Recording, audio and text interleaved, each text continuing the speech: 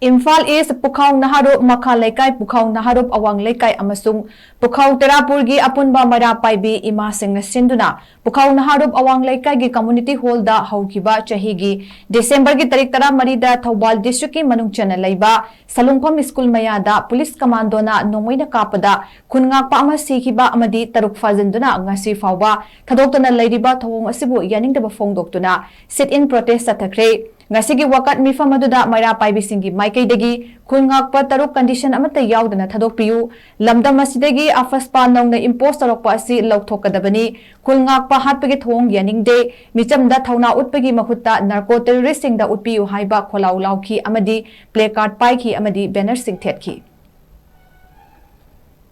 Kuki singa khulona raga yang wana su leijaba asuki mati suba nomba tawraga sajaba paisa nusa thoktana Tolop Zaba late the Balekaini, Aduna Subanomba Toroga Sazabase, Sinyan Uyan Toroga Sazabasu, Ziti, Kiba the Maram Na Sinyan Uyan Tobusungam Zadre, Maite Hatpada, Tauna Pabagi Mahuta, Narco terrorist cookie Sinbu, Hatpadazu, Tauna Pabiu, Habadazu, Tauna Pabiu, Habase, State Force Kiba from the Zwizery, Central Force Kiba from the Zwizery.